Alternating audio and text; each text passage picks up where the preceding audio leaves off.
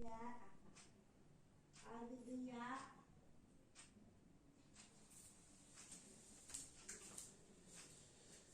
चलिए बच्चों, आज शुरू करते हैं फिर से एक नया चैप्टर। वेक्टर का ही सेकंड वीडियो हम लोग बनाएंगे आज। तो पिछले क्लास में कुछ हम लोग इंपॉर्टेंट क्वेश्चंस किए थे, आज हम लोग नेक्स्ट क्वेश्चन से शुरू करेंगे। तो आज उम्मीद है कि आज हम लोग एक सेकंड लेक्चर को कंप्लीट करेंगे। तो चलिए शुरू करते हैं। और ये क्वेश्चन लिखा हुआ है, इसे हम लोग को सॉल्व करना है। क्वेश्चन है find the value of I cross J plus K plus J cross K plus I plus K cross I plus J। इसी का हमें वैल्यू निकालना है। तो चलिए कैसे सॉल्व होगा शुरू करते हैं। सॉल्यूशन,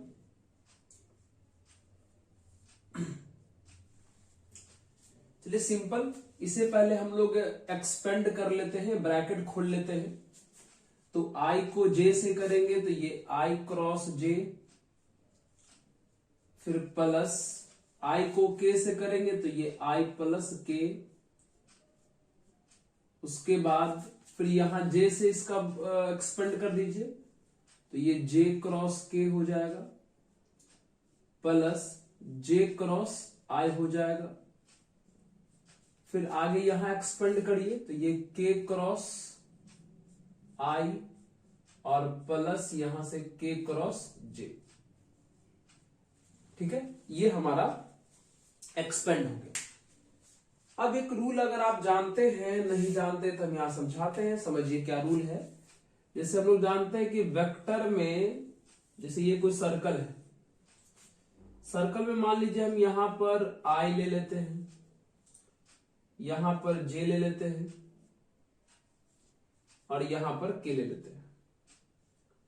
तो वेक्टर के क्रॉस प्रोडक्ट में एक रूल पढ़ा जाता है कि सर्कल पर I J K को रख के अगर एंटी क्लॉकवाइज चलेंगे तो क्या रूल है, सर्कल पर I J K को रख के एंटी क्लॉकवाइज चलना है। तो I क्रॉस J K के बराबर होता है, I क्रॉस J K के बराबर होता है, I क्रॉस J का अगला K, J क्रॉस K अगला I के बराबर होता है, J क्रॉस K I के इक्वल होता है, और फिर K क्रॉस I J के इक्वल होता है। ये है सर्कल पर जब हम लोग I J K को रखते हैं तो एंटी क्लॉकवाइज में चलने का ये रूल है। तो चलिए यहां पर सॉल्व किया, अब इसको रख दिया जाए यहां पर। देखिए I क्रॉस J किसके बराबर है, K के बराबर, हमने यहां रख दिया। फिर प्लस I क्रॉस K, देखिए I cross K cross A का उल्टा है ना, तो क्रॉस प्रोडक्ट में जब ऑर्डर बदलते हैं तो साइन बदल जाता है। यानी K क्रॉस I का वैल्यू अगर J है तो I क्रॉस K का वैल्यू माइनस J हो जाएगा, यानी यहां पे रखा है माइनस J। फिर प्लस J क्रॉस K, देखिए J क्रॉस K का वैल्यू I है। फिर आगे J क्रॉस I, देखिए इसका उल्टा है, तो J क्रॉस I का वैल्यू कितना हो जाएगा, माइनस K हो जाएगा। फिर प्लस K क्रॉस I का वैल्यू J है, रख देते हैं। और बगल में है K क्रॉस J, ये देखिए J क्रॉस K का उल्टा है, यानी माइनस I हो जाएगा। ठीक है, तो अगर हम इसे सॉल्व कर ले तो देखिए ये प्लस में K, ये माइनस में K कैंसिल, माइनस में J प्लस में J कैंसिल, प्लस में J और माइनस में J कैंसिल, यानी इसका जो आंसर हो जाएगा वो 0 वेक्टर के इक्वल होगा। ठीक है, ये बहुत ही आसान सा क्वेश्चन था। बस ये सिंपल से सर्कल पर एंटी क्लॉकवाइज घूमने वाला रूल हमें याद रखना चाहिए था। चलिए इसे नोट कर लिया जाए। तो चलिए अब हम लोग ये सवाल सॉल्व करते हैं।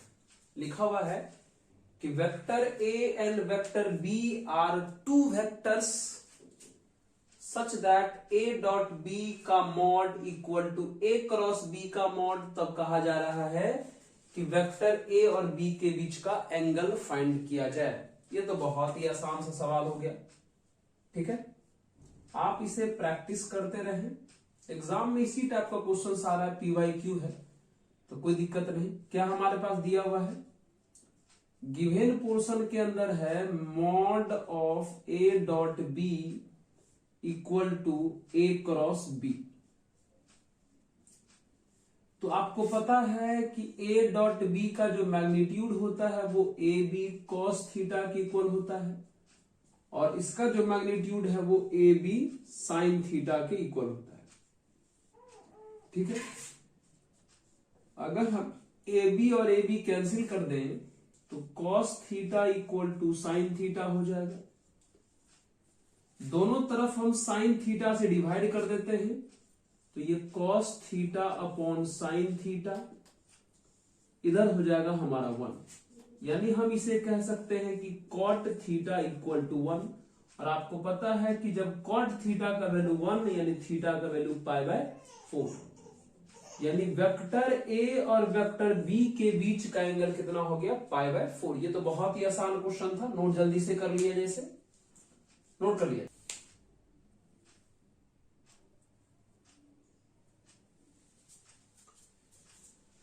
तो चलिए अब इस सवाल को बनाते हैं हम लोग। एक बहुत ही खूबसूरत सा क्वेश्चन है, अच्छे लेवल का है। Proof that for any 3 vector A, B and C, A plus B, B plus C, C plus A। अच्छा, आपको क्या इस ब्रैकेट का मतलब पता है? इस तरह के ब्रैकेट को हम लोग वेक्टर में स्केलर ट्रिपल प्रोडक्ट बोलते हैं। क्या बोलते हैं? Scalar triple product. यानी आपको कहा जा रहा है कि vector A plus B, vector B plus C और वेक्टर C प्लस A का स्केलर ट्रिपल प्रोडक्ट का वैल्यू ABC के स्केलर ट्रिपल प्रोडक्ट का डबल होना चाहिए, ऐसा प्रूफ करना है। मतलब इसका वैल्यू इसके डबल होना चाहिए, ये प्रूफ करना है। ओके, तो चलिए हम लोग प्रूफ करना इसे शुरू करते हैं। आइए, तो सबसे पहले हम आपको थोड़ा ये बता दें कि वेक्टर ट्रिपल प्रोडक्ट किसको कहते हैं। तो चलिए हम यहां पर समझाते हैं। यहां पे देखिए, सॉरी, वेक्टर ट्रिपल प्रोडक्ट नहीं, स्केलर ट्रिपल प्रोडक्ट। क्या बोलते हैं? Scalar triple product. देखिए, आप लोग जानते होंगे कि ABC इस तरीके से स्केलर ट्रिपल प्रोडक्ट को डिनोट किया जाता है, और इसका जो वैल्यू है, हम फर्स्ट 2 वेक्टर को क्रॉस करके तीसरे वेक्टर से डॉट लिखते हैं। फर्स्ट 2 को क्रॉस करके तीसरे से डॉट लिखते हैं, या कुछ लोग ऐसा भी करता है कि लास्ट 2 वेक्टर का क्रॉस करके पहले के साथ डॉट करता है। ये दोनों सही है, जो आपको ठीक लगे बना सकते हैं। मतलब शुरू से 2 वेक्टर का क्रॉस करिए, तीसरे के साथ डॉट करिए, या लास्ट से 2 वेक्टर का क्रॉस करिए, पहले से डॉट करिए, दोनों सही है। इसके बदले आप ये भी लिख सकते हैं और ये भी लिख सकते हैं, और ये क्वेश्चन हमारा इसी थॉट पर बनेगा। ठीक है, तो चलिए शुरू करते हैं। हम इस LHS को लेके बढ़ रहे हैं, समझिए वो RHS हमें प्रूफ करना है। आइए LHS को लेकर बढ़ते हैं। तो चलिए यहां पे LHS लिखा हुआ है, इसी को हम लोग सॉल्व करते हैं। तो रूल क्या है जी? रूल तो यही है, या तो आप फर्स्ट 2 को क्रॉस करिए, तीसरे से डॉट करिए, या लास्ट 2 को क्रॉस करिए, पहले से डॉट करिए। जो आपको ठीक लगे वो आप कर सकते हैं। आइए एक काम करते हैं, हम लास्ट 2 को ही क्रॉस करते हैं। लास्ट 2 को क्रॉस करते हैं, यानी B प्लस C का क्रॉस हम C प्लस A से करते हैं, और इसे हम A प्लस B से डॉट कर लेते हैं। A प्लस B से हम डॉट कर लेते हैं। मतलब ये वाला रूल लगाए, हम ये वाला रूल लगाए कि फर्स्ट के साथ इन दोनों के क्रॉस का डॉट कर रहे हैं। मतलब इन दोनों के क्रॉस का हम फर्स्ट के साथ डॉट कर रहे हैं। चलिए शुरू हो जाते हैं। आइए, पहले ए का इससे करिए, है ना, आराम आराम से कर सकते, आसान है, ज्यादा टेंशन लेने की बात नहीं है, जो आपको जैसा ठीक लगे करते रहिए। हाँ तो चलिए किसका किसके साथ हम लोग कर लें, आइए। तो सबसे पहले हम लोग ए का बी प्लस सी से कर लेते हैं, फिर बी का करेंगे, इस तरीके से हम लोग फैलते जाएंगे। देख सबसे अच्छा है पहले ये कर लेते हैं, ये ए प्लस बी रहने दीजिए, ये ए प्लस बी रहने दीजिए, डॉट अंदर की बात करें, अंदर में पहले बी को सी से, तो ये बी क्रॉस सी हो गया, फिर प्लस बी को ए से, तो बी क्रॉस ए हो गया। पहले अंदर का क्रॉस हम सॉल्व कर ले रहे हैं, तो बी का इन दोनों से हमने क्रॉस करके यहां पर लिख दिया। फिर अब सी से करिए, सी का सी से, तो सी क्रॉस सी हो गया, और फिर सी का ए से करेंगे तो सी क्रॉस ए हो गया। ठीक है, अंदर का हमने पहले क्रॉस निपटा लिया, बी का इन दोनों से कर लिया, फिर सी का भी हमने इन दोनों से कर लिया। अब देख लीजिए जो सॉल्व हो सकता है उसको सॉल्व किया जाए। चलिए यहां हमारा ए प्लस बी है, डॉट अंदर देखिए ये B cross C, B cross C जैसा कोई नहीं है तो इसको लिख लीजिए B cross C plus B cross A, B cross A. और आपको पता होना चाहिए कि वेक्टर में सेम वेक्टर का क्रॉस प्रोडक्ट 0 होता है, वेक्टर में सेम वेक्टर का क्रॉस प्रोडक्ट 0 होता है, तो इसका आंसर 0 हो जाएगा, यानी ये खत्म हो गया। कौन बचेगा बगल में, सी क्रॉस ए, सी क्रॉस ए बचेगा। ठीक है, चलिए अब यहां से हम लोग इधर वाले को एक्सपेंड करते हैं। तो पहले ए का इससे करेंगे, यानी क्या लिखाएगा ये A dot B cross C लिखाएगा। फिर ए का इससे करेंगे तो ये A dot B cross A लिखाएगा। फिर हम लोग ए को इसके साथ करेंगे तो ए डॉट सी क्रॉस ए लिखाएगा। यानी हमने कुछ नहीं किया, ए का इससे भी डॉट कर लिया, ए का इससे भी डॉट कर लिया, और ए का इससे भी डॉट कर लिया। अब बी का करिए, बी का इससे डॉट करेंगे, यानी बी डॉट बी क्रॉस सी। ठीक है, फिर बी का इससे भी करिए, यानी कितना हो जाएगा plus B dot B cross A, और फिर बी का इससे भी करिए, यानी B dot C cross A. यानी हमने सबका बारी बारी सभी से डॉट कर लिया, ए का सबसे कर लिया, फिर बी का सबसे कर लिया। और अगर आपको पता होना चाहिए, ये पहला पॉइंट है यहां पे, और आपको पता होना चाहिए कि स्केलर ट्रिपल प्रोडक्ट जब हम लोग फाइंड करते हैं तो स्केलर ट्रिपल प्रोडक्ट में अगर कोई दो वेक्टर सेम दिखाई दे तो उसके स्केलर ट्रिपल प्रोडक्ट का वैल्यू 0 होता है। जैसे किसी ने आपसे कहा कि अल्फा बीटा अल्फा का स्केलर ट्रिपल प्रोडक्ट बताओ, तो इसका आंसर 0 होगा। ठीक है, अब याद रख लीजिए कि स्केलर ट्रिपल प्रोडक्ट में अगर दो वेक्टर सेम हो तो उसका आंसर 0 होता है। तो आप गौर से देखिए, आप गौर से देखिए, इसमें तो ठीक है, इसमें देखिए दो वेक्टर सेम है, ये स्केलर ट्रिपल प्रोडक्ट ही तो है। देखिए ना, स्केलर ट्रिपल प्रोडक्ट को हम ऐसे या ऐसे लिखना सीखा है, तो ऐसे लिखा रहे या ऐसे लिखा रहे, हम लोग इसको स्केलर ट्रिपल प्रोडक्ट तो बोल ही सकते हैं। और अभी हम बोले कि अगर दो वेक्टर सेम दिखाई दे तो आंसर कितना हो जाएगा 0, तो ये वाला पार्ट 0 हो जाएगा। देखिए यहां भी दो वेक्टर सेम है तो ये वाला भी पार्ट 0 हो जाएगा। देखिए यहां भी दो वेक्टर सेम है तो ये वाला पार्ट भी 0 हो जाएगा। देख लीजिए यहां भी दो वेक्टर सेम है तो ये वाला पार्ट भी 0 हो जाएगा, ये बच जाएगा क्योंकि इसमें वेक्टर सेम नहीं है। यानी इसको अगर हम चाहें तो इसे हम वापस लिख सकते हैं सिंबल के रूप में ए बी सी, सिंबल के फॉर्म में हमने इसको लिख दिया, फिर प्लस अगर इसको हम चाहें तो लिख सकते हैं बी सी ए, ये हम लिख सकते हैं। अब देखिए यह ABC है और यह BCA है, सेम नहीं ना हुआ, तो सेम बनाते हैं। मतलब हमको A को शुरू में लाना है, A को हमको शुरू में लाना है, तो कैसे आएगा ध्यान दीजिएगा। चलो आइए लाते हैं A को शुरू में हम। चलो ये ABC, एक काम करिए, सबसे पहले A को C पर लाते हैं, तो A को C पर लाएंगे तो C अपने आप A पर जाएगा, जाएगा ना, लाइक तो यहां पर कितना लिखा जाएगा, ये B लिखा जाएगा, ये A लिखा जाएगा और ये C लिखा जाएगा। और हम लोग रूल जानते हैं कि जब दो वेक्टर को आपस में एक्सचेंज करते हैं तो एक माइनस साइन का फर्क पड़ जाता है। तो हम यहां पर दो वेक्टर को आपस में एक्सचेंज किए हैं तो यहां पर हमें माइनस लगाना पड़ेगा, ठीक है। एक स्टेप और बढ़ के देख लीजिए, यहां पर एक स्टेप और, यहां देखिए, चलिए इक्वल टू क्या लिखा हुआ है यहां पर, यहां तो ABC लिखा हुआ है, ABC।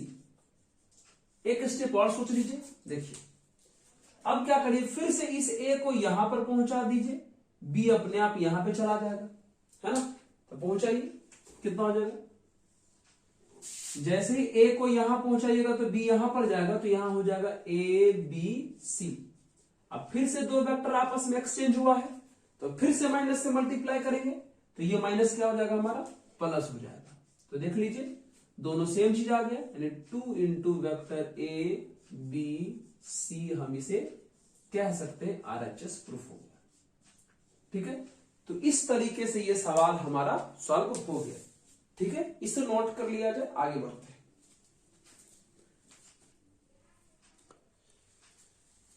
चलिए बच्चों, अब हमें इस सवाल को सॉल्व करना है। तो क्या लिखा हुआ है देख लीजिए, कहता है कि if ABC are 3 mutually perpendicular vectors, इतना तो समझ गए होंगे, तीन वेक्टर है और तीनों आपस में एक दूसरे पर परपेंडिकुलर है। और आप जानते हैं जब तीन वेक्टर आपस में परपेंडिकुलर हो तो परपेंडिकुलर वेक्टर का डॉट प्रोडक्ट 0 होता है, ये आप जानते हैं। इसका मतलब हम A को B से डॉट करेंगे फिर भी 0 आएगा, B को C से डॉट करेंगे फिर भी 0, और C को A से डॉट करेंगे फिर भी 0, ऐसा क्वेश्चन में कहा गया है। क्योंकि परपेंडिकुलर का मतलब होता है डॉट प्रोडक्ट कितना होना चाहिए, 0 होना चाहिए। Mutually perpendicular of the same magnitude, अच्छा तो तीनों वेक्टर का मैग्नीट्यूड भी सेम है, मतलब मॉड A, मॉड B और मॉड C, तीनों का मैग्नीट्यूड भी सेम है, ठीक है। Proof that A plus B plus C is equally inclined with the vector A, B and C। अच्छा, हमें प्रूफ करना है कि vector A plus B plus C जितना एंगल A से बनाता है उतना ही एंगल B से बनाता है और उतना ही एंगल C से बनाता है। मतलब हमें यह प्रूफ करना है कि A plus B plus C का एंगल A से, का एंगल B से, का एंगल C से क्या है, सेम है। तो हम बारी बारी क्या करेंगे, A plus B plus C का एक बार A से एंगल निकालेंगे, एक बार B से निकालेंगे, एक बार C से निकाल के देखेंगे। तो शुरू करें क्या, चलो सबसे पहले हम देखते हैं for vectors A plus B plus C and A, मतलब इनका एंगल सबसे पहले हम A के साथ निकाल के देखते हैं। पिछले वीडियो में भी हम एक क्वेश्चन ऐसा बताए थे एंगल टाइप वाला, तो हम आपको बोले थे कि जब भी दो वेक्टर के बीच का एंगल निकालना होता है तो हम इस फॉर्मूला का अप्लाई करते हैं, cos theta equal to A dot B upon A का मॉड इंटू B का मॉड। ये वाला हम लोग फॉर्मूला अप्लाई करते हैं जब भी दो वेक्टर के बीच का एंगल निकालना हो। जैसे यहां A और B के बीच का एंगल निकालना था तो cos थीटा बराबर दोनों को डॉट किए और दोनों के मॉड से डिवाइड कर दिए। तो यहां भी वही करना है, हमें एंगल चाहिए इनके और इनके बीच का। तो क्या करेंगे, हम मान लेते हैं कि इन दोनों के बीच का एंगल अल्फा हुआ होगा। तो कॉस अल्फा इक्वल टू, पहले इन दोनों का डॉट करेंगे, यानी a plus b plus c dot a, और उसके बाद दोनों के मैग्नीट्यूड से डिवाइड करेंगे, यानी a plus b plus c का मैग्नीट्यूड इंटू a का मैग्नीट्यूड। अब इसे थोड़ा सॉल्व कर लिया जाए। तो a को a से डॉट करेंगे तो ये a का स्क्वायर होगा, और a का स्क्वायर मतलब उसके मैग्नीट्यूड का स्क्वायर। फिर b को a से डॉट करेंगे तो ये b डॉट a हो जाएगा। फिर हम c को a से डॉट करेंगे तो ये c डॉट a हो जाएगा। और नीचे में हमारा है लिखा हुआ a plus b plus c into vector a, sorry into magnitude of a। अब देखिए क्वेश्चन के अनुसार b डॉट a 0 है और c डॉट a वो भी 0 है, यानी ये दोनों पार्ट खत्म हो गया। तो हमारा कितना बचा, हमारा बचा मैग्नीट्यूड ऑफ a का स्क्वायर अपॉन a का मॉड प्लस b का प्लस c का मॉड इंटू वेक्टर a का मॉड। अब गौर से देखिए, ये वाला इससे एक बार कैंसिल हो जाएगा, है ना। तो क्या बचेगा, a का mod in upon a plus b plus c। यानी और भी चाहे तो इसे हम सॉल्व कर सकते हैं, लेकिन हम नहीं कर रहे हैं। हम चाहे तो a plus b plus c का मैग्नीट्यूड निकाल के भी यहां पे रख सकते हैं, लेकिन हमको वो बोला नहीं ना है, हमको सिर्फ बोला है एंगल प्रूफ करने के लिए। तो एक ऐसा क्वेश्चन करेंगे, इसी में हम अपने तरफ से एक ऐसा क्वेश्चन भी करवा देंगे कि बताइए, जैसे कॉस अल्फा का वैल्यू फिलहाल हम इतना ही पे छोड़ दे रहे हैं, इसको कंप्लीट सॉल्व नहीं कर रहे हैं, क्योंकि हमको कंप्लीट सॉल्व करने नहीं बोला, सिर्फ प्रूफ करने के लिए बोला है। तो एक काम करेंगे, जब ये क्वेश्चन खत्म हो जाता है तो इसे कंप्लीट सॉल्व करके हम आपको एंगल निकाल के भी बता देंगे कि इसका आंसर एग्जैक्ट में कितना आया होगा। फिलहाल प्रूफ कर लेते हैं। तो चलिए, सबसे पहले हमने इनके और इनके बीच का एंगल निकाला, तो कॉस अल्फा का वैल्यू वो आ गया। और नहीं, अगर आप चाहते हैं कि नहीं सर हमें पूरा सॉल्व कर दो, तो ये बात तय है, हम सॉल्व भी कर देते हैं। कर दे क्या, चलिए कर ही देते हैं, क्या उतना टेंशन लेना है। तो देखिए कॉस अल्फा यानी जो इनके और इनके बीच का एंगल था, हमने सही सलामत सॉल्व किया तो यहां तक पहुंचा। यहां तक में ऊपर वाला तो ठीक ठाक लग रहा है, नीचे वाला का अगर वैल्यू आता तो हो सकता था रख के कुछ काम बन जाए। एक काम करिए, हम a plus B plus C के मैग्नीट्यूड का वैल्यू निकालने का प्रयास करते। मेरा बात समझिएगा, हम इसको चाहते तो ये ऐसे भी प्रूफ कर सकते थे, लेकिन आपके कारण हम इसको पूरा सॉल्व कर देते हैं। ठीक है, चलिए चलिए हम नीचे वाले का मैग्नीट्यूड निकाल के आपको दिखाते हैं कितना होगा। आइए दिखाते हैं। एक काम करिए कि क्या vector a plus B plus C के होल स्क्वायर का फॉर्मूला लगा सकते हैं? क्या लगा सकते हैं? फॉर्मूला होगा a का स्क्वायर प्लस b का स्क्वायर प्लस c का square plus 2a dot b plus 2b dot c और प्लस 2c डॉट a। चलिए सॉल्व कर लेते हैं। सॉल्व करेंगे तो ये कितना, a का स्क्वायर।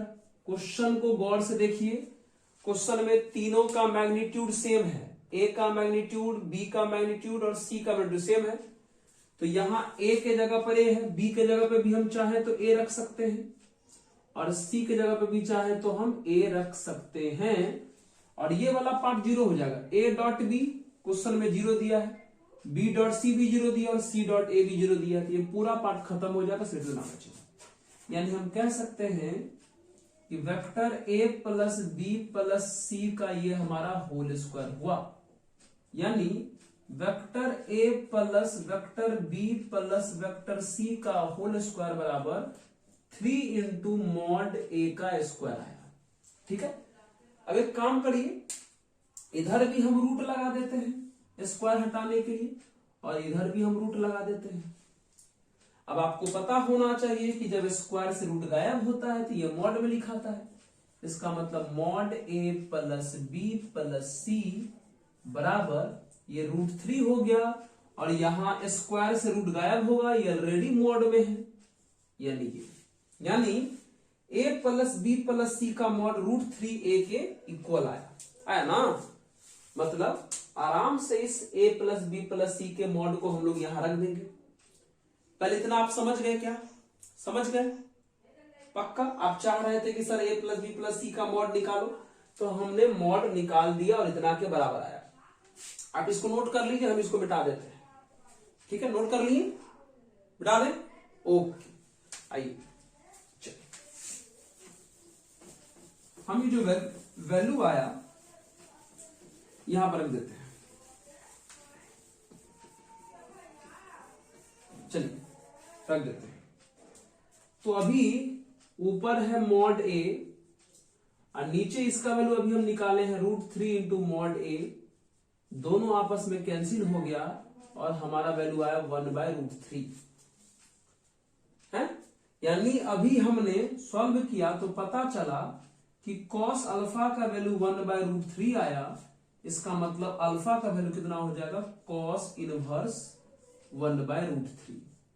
यानी आपने a plus B plus C का एंगल a से निकाला तो इतना के बराबर आया।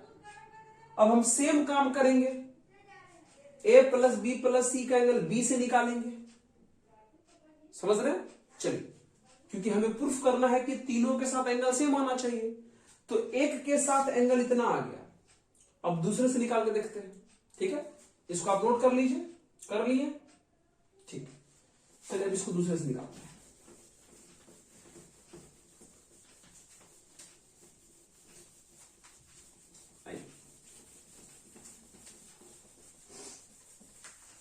फिर से अब हम यहां पर लिखेंगे ये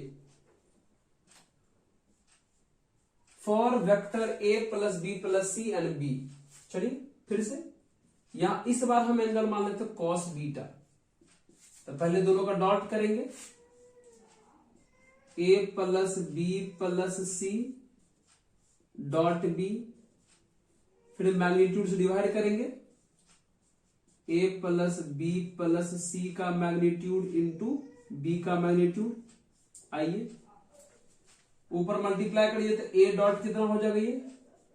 ये a डॉट b हो जाएगा। फिर b का b से करेंगे तो b के मैग्नीट्यूड का स्क्वायर होगा ये। फिर c का b से करेंगे तो ये c डॉट b हो जाएगा।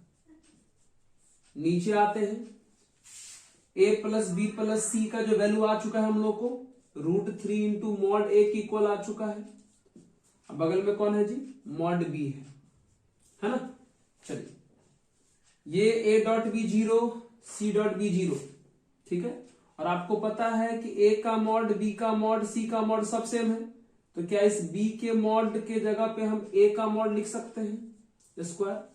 नीचे √3, सोचिए यहां भी हम लोग a का मॉड रख सकते हैं क्योंकि सब तो सेम ही है। तो a का मॉड कितना हो जाएगा? a के मॉड का स्क्वायर। ये कैंसिल हो गया, कितना आ गया? 1/√3। यानी फिर से हमें कॉस बीटा का वैल्यू मिला 1/√3। इसका मतलब हम कह सकते हैं कि बीटा का वैल्यू हमें मिला कॉस इनवर्स 1/√3, है ना। यानी हमने a plus B plus C का एंगल b से निकाला, फिर भी उतना ही निकला। अब सेम प्रोसेस लगा के एक बार हम c से निकाल के देख लेते हैं।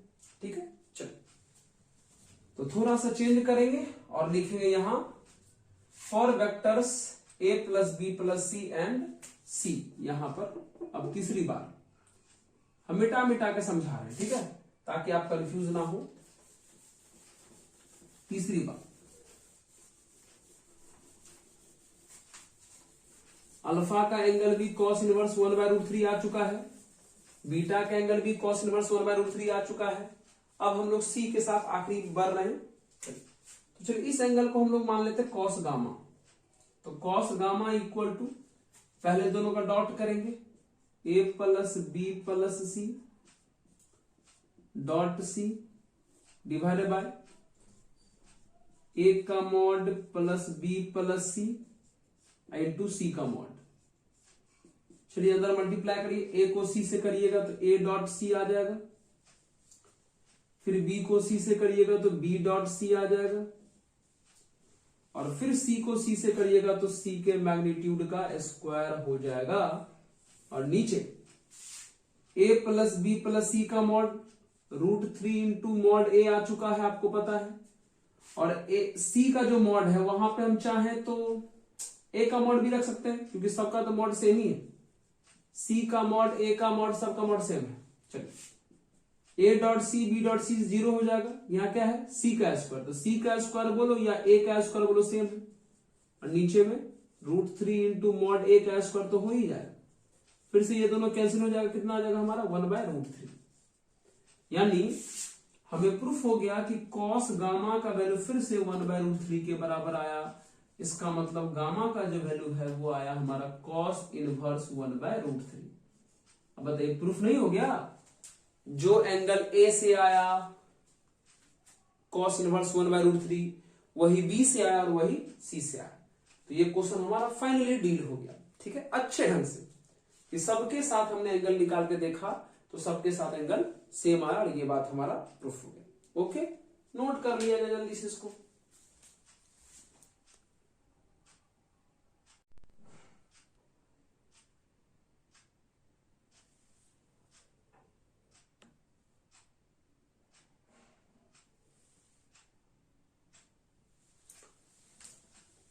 चलिए बच्चों, अभी का एक बहुत ही खूबसूरत सा सवाल बनाने का कोशिश कर रहे हैं। क्वेश्चन में क्या लिखा हुआ है, find the value of x such that the points A B C and D are coplanar. Question में लिखा है कि ये ए बी सी ये डी, ये जो 4 पॉइंट है ये चारों पॉइंट कोप्लेनर हैं। मतलब क्वेश्चन में ऐसा कहा जा रहा है कि एक प्लेन है जिस प्लेन पर ये चारों पॉइंट रखा हुआ है। एक प्लेन है जिस पर ये चारों पॉइंट रखा हुआ है।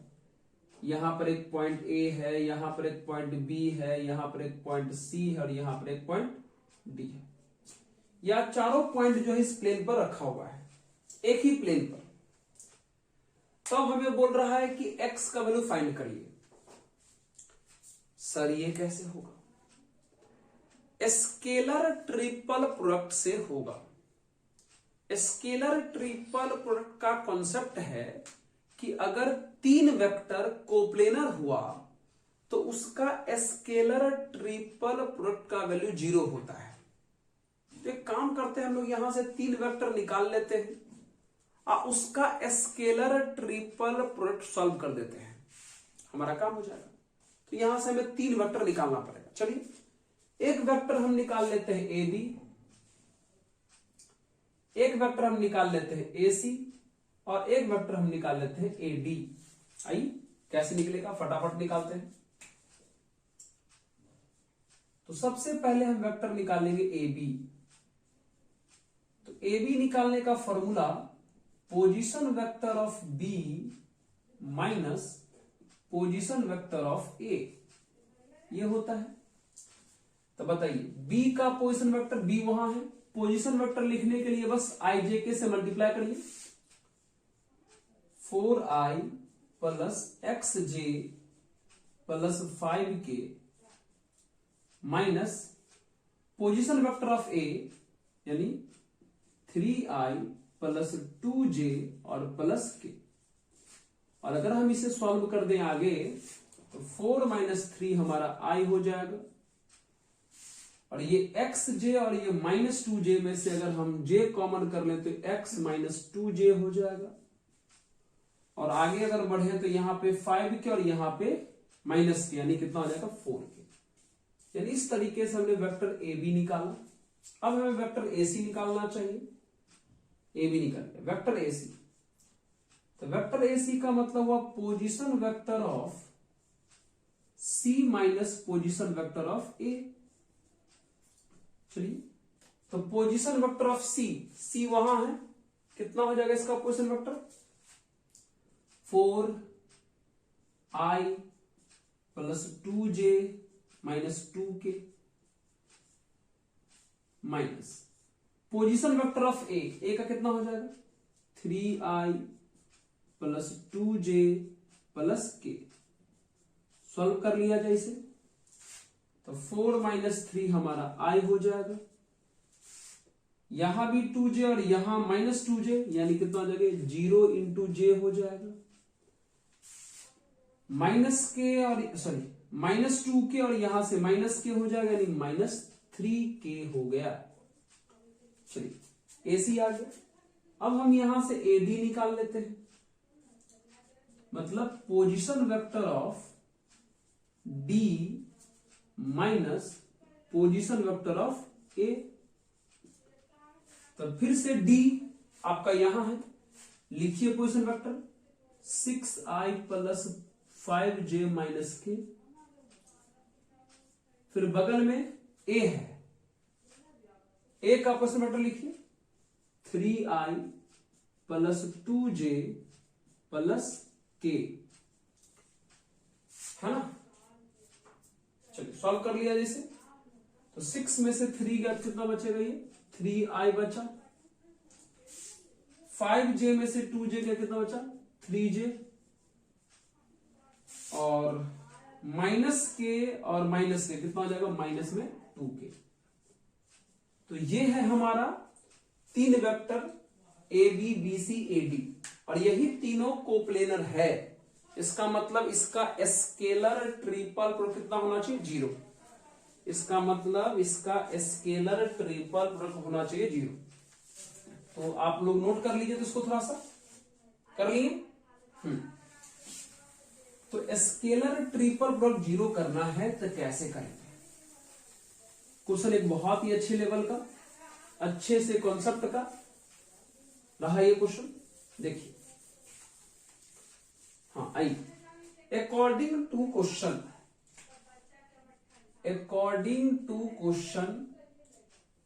ए बी ए सी और ए डी का स्केलर ट्रिपल प्रोडक्ट हो जाएगा 0। और स्केलर ट्रिपल प्रोडक्ट फाइंड करने के लिए हम लोग डिटर्मिनांट का यूज करते हैं। डिटर्मिनांट के फर्स्ट रो में ए बी का कोफिशिएंट, तो ए बी हमारा यहां है, कोफिशिएंट हो जाएगा 1x माइनस 2 और 4। फिर AC का, AC हमारा यहां है 1 0 और माइनस 3। फिर AD का, और AD हमारा यहां है 3 3 और माइनस 2। ठीक है, चलिए अब इनसे मिटाते हैं, सॉल्व कर लें। डिटर्मिनेंट सॉल्व कर लीजिए, आंसर आ जाएगा। चलिए सॉल्व कर लिए क्या, हम सॉल्व करके दिखाते हैं।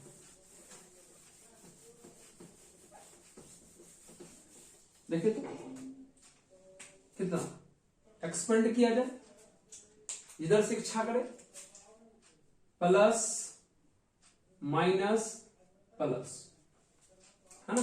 चलिए 1 को प्लस से करेंगे तो प्लस 1 इस लाइन में खत्म हो गया, इस लाइन में खत्म हो गया, मतलब 1 का ये वाला रो खत्म, ये वाला कॉलम खत्म, ये बचा। इसको मल्टीप्लाई करोगे 0, फिर माइनस इसको मल्टीप्लाई करोगे तो माइनस 9 यानी प्लस 9 हो जाएगा। कितना हो जाएगा माइनस x माइनस 2। अब ये x माइनस 2 इस लाइन में है, इस रो में खत्म, इस कॉलम में खत्म, ये वाला रो खत्म, ये वाला कॉलम खत्म, तो ये चारों बच जाएगा, ये चारों बच जाएगा। सॉल्व कर लिया जाए, इसको इससे मल्टीप्लाई करेंगे -2, फिर माइनस लिखेंगे, इसको मल्टीप्लाई करेंगे तो -9, माइनस पहले से तो +9, इसे मिटा दिया जाए, हो गया। फिर 4 को प्लस से करेंगे तो +4, 4 का ये वाला रो खत्म, ये वाला कॉलम खत्म, ठीक है, ये रो खत्म, ये कॉलम खत्म, ये चारों बचा ना। सॉल्व करिए, तो 1 को 3 से करेंगे तो 3, फिर -3 को 0 से करेंगे तो 0। चलिए सॉल्व किया जाए, ये तो हमारा 9 हो गया, ये हमारा यहां 7 मतलब है -7, तो -7x हो जाएगा, और ये +14 हो जाएगा, और वहां से 12 इक्वल टू 0।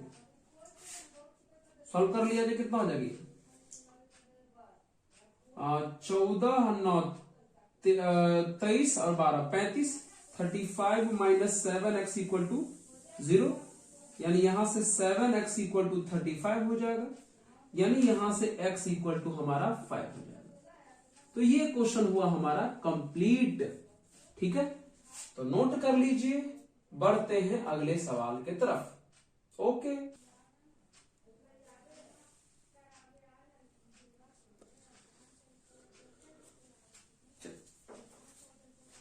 फिर से हम लोग एक खूबसूरत सवाल पर बात करने जा रहे हैं। तो क्या है क्वेश्चन? क्वेश्चन है कि A क्रॉस B और C क्रॉस D इक्वल है, A क्रॉस C और B क्रॉस D इक्वल है। तो हमें प्रूफ करना है कि A माइनस D और B माइनस C पैरेलल है। ये हमें प्रूफ करना है, मतलब ये वाला और ये वाला हमें प्रूफ करना है कि पैरेलल है, ये हमें प्रूफ करना है। ओके, आइए तो बताइए गिवन पोर्शन क्या है जी? गिवन पोर्शन है A cross B equal to C cross D, ये गिवन है। और एक वो गिवन है A cross C equal to B cross D, ये दोनों गिवन है। चलिए आराम से सॉल्व करना शुरू करिए। एक काम करते हैं, इनके LHS को LHS से और इनके RHS को RHS से माइनस कर देते हैं। नहीं कर सकते हैं, मतलब इन दोनों इक्वेशन को आपस में माइनस कर देते हैं। तो क्या बचेगा? ये हो जाएगा A cross B minus A cross C equal to कितना हो जाएगा C cross D minus B cross D। ठीक है, ले आइए इधर A क्रॉस B, समझ रहे हैं क्या किए? LHS को LHS से और RHS को RHS से माइनस कर दिए। तो यहां पर A क्रॉस B है, ठीक है, A क्रॉस B, और यहां पर हमारा माइनस A क्रॉस C है। ओके, इधर ले आइए, ये माइनस में पोर्शन इधर आया तो प्लस में, यानी B क्रॉस D, और ये प्लस में इधर आया तो माइनस में C cross D, equal to कितना उधर बच गया 0। सॉल्व करें। अच्छा, यहां से A और यहां से A अगर कॉमन कर लें तो यहां से A cross B minus C तो बोल ही सकते हैं, फिर प्लस यहां और यहां से क्या कॉमन कर ले? अच्छा D। अच्छा यहां देखिए दोनों में A शुरू से था तो A शुरू में लिखाया, यहां दोनों में D लास्ट से है तो D लास्ट में लिखाएगा, यानी B minus C cross D ऐसे लिखाएगा, है ना, क्योंकि क्रॉस प्रोडक्ट में ऑर्डर का प्रॉब्लम रहता है। हो गया, D लास्ट से है तो लास्ट से लिखाया। आइए, ये A cross B minus C। अच्छा एक काम करते हैं, इस D को इधर लिख लेते हैं और B माइनस C को इधर लिखते हैं, यानी क्रॉस प्रोडक्ट का ऑर्डर बदल रहे हैं। तो ऑर्डर बदलने से आपको पता है एक माइनस साइन लगाना पड़ता है, हमें माइनस साइन लगाना पड़ता है, माइनस साइन लगाना पड़ता है। यहां पे हम ऑर्डर बदले हैं, कुछ नहीं किए हैं, ऑर्डर बदले D को इधर B माइनस C को इधर, तो ऑर्डर बदलने से साइन निगेटिव हो जाएगा, माइनस लगा दिए। अब क्या करें? अब देखिए B माइनस C क्रॉस के उधर है, B माइनस C क्रॉस के उधर है, तो B माइनस C कॉमन कर लेंगे तो यहां से A माइनस D का क्रॉस B माइनस C से बचेगा और इक्वल टू 0। सोचिए सोचिए सोचिए सोचिए, B माइनस C क्रॉस के इधर था, यहां भी B माइनस C क्रॉस के इधर है, तो B माइनस C हमने कॉमन किया दोनों में से, तो यहां से A और यहां से D बचा। अब देखिए गौर से, इस A माइनस D का क्रॉस इस B माइनस C से 0 है, तो दो वेक्टर का क्रॉस प्रोडक्ट 0 तो तब होता है ना जब या तो दोनों वेक्टर इक्वल हो जाए, या दोनों वेक्टर के बीच का एंगल 0 डिग्री का हो जाए। तो क्वेश्चन में मित्र लिखा है कि ए और डी आपस में इक्वल नहीं है, बी और सी आपस में इक्वल नहीं है। इसका मतलब क्या हुआ कि इनका क्रॉस इनसे 0 तब आ सकता है जब a माइनस डी के बीच और b माइनस सी के बीच का एंगल कितना हो जाए 0, और इन दोनों वेक्टर के बीच का एंगल 0, मतलब वेक्टर क्या होना, पैरेलल होना। तो ये बात प्रूफ हो गया हमारा, ये बात हमारा प्रूफ हो गया कि therefore a minus D and b minus C are parallel. Proof हो गया, प्रूफ हो गया। ओके, चलिए नोट कर लिया जाए, अगले सवाल पर बढ़ते हैं।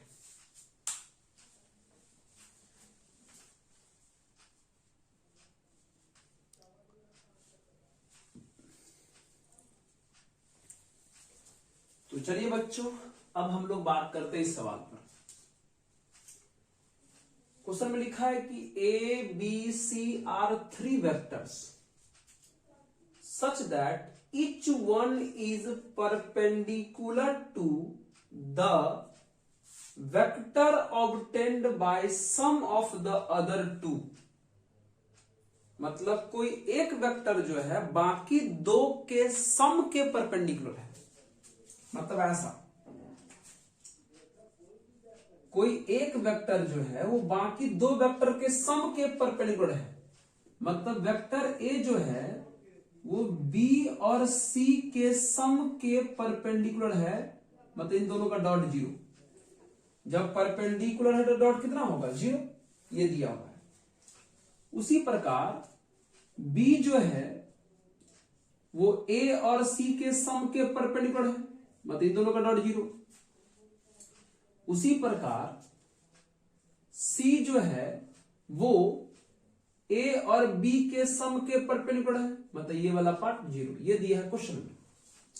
मतलब कोई एक वेक्टर जो है बाकी दो वेक्टर के सम के परपेंडिकुलर है। ओके, ठीक है।